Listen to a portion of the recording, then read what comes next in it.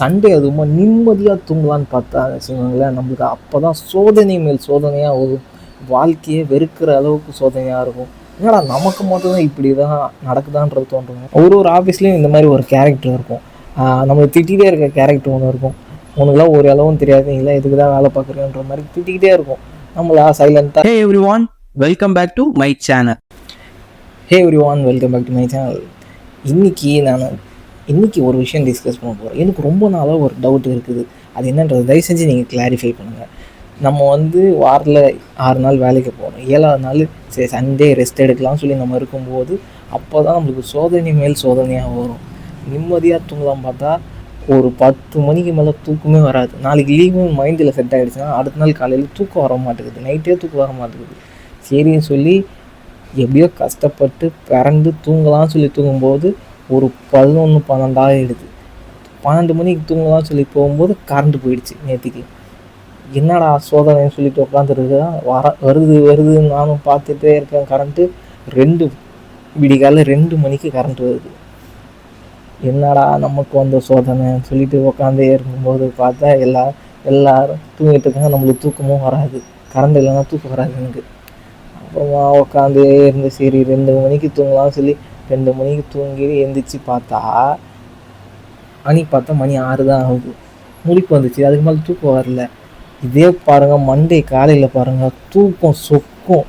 ஏன்டா ஒரு நாள் லீவ் போட்டுலாமலாம் தோணும். லீவ் போட முடியாது, அப்போ சோத்துக்கு எதுவும் பண்ண முடியாது, அதனால் வேலைக்கு போய் தான் ஆகணும். சரின்னு சொல்லி சண்டே மட்டும் பார்த்தீங்கன்னா எப்படி போகுதுன்னே தெரில.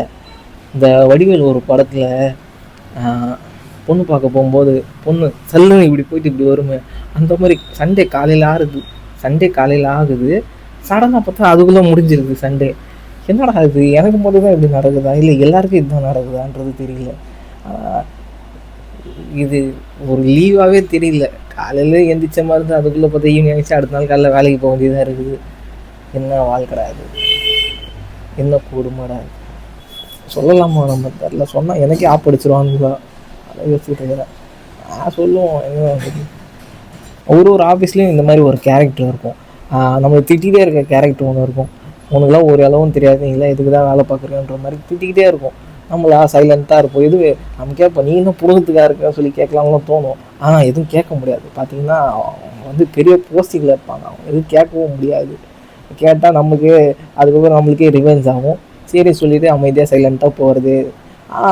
எதுவுமே தெரியாதுலாம் கிடையாது, எல்லா விஷயமே தெரியாத மாதிரி தான் சைலண்ட்டாக இருக்கும். நமக்கு ஒரு விஷயம் தெரியும்னு வச்சுக்கோங்களேன். அந்த இடத்துல பர்ஃபார்மன்ஸ் பண்ணலான்னு போகும்போது அப்போ தான் நம்ம சொல்லுவான், இத்தனை வருஷமாக உனக்கே ஒன்றும் தெரில, நீ போய் அவனை சொல்லி கொடுக்குறியான்ற மாதிரி கேட்டுருவான். அதனால் நம்ம வாயை திறக்கிறது கிடையாது, சைலண்ட்டாக இருக்கிறது.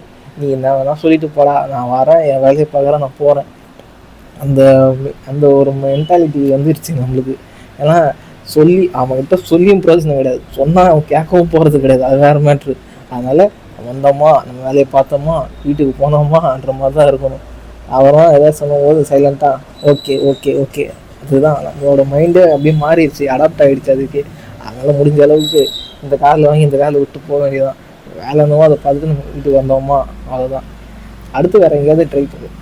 உங்கள் எல்லாருக்கும் இந்த வீடியோ பிடிச்சிருக்கேன் நான் அப்புறம் இதே மாதிரி சூப்பராக அன்றைக்கி இன்னொரு வீடியோவில் உங்கள் எல்லாரும் பார்க்குறேன். அது வரைக்கும் உங்களுக்கு இந்த வீடியோ பிடிச்சிருக்கேன். இதோட சேனல் மறக்காமல் சேனலை சப்ஸ்கிரைப் பண்ணிவிடுங்க. And one more thing,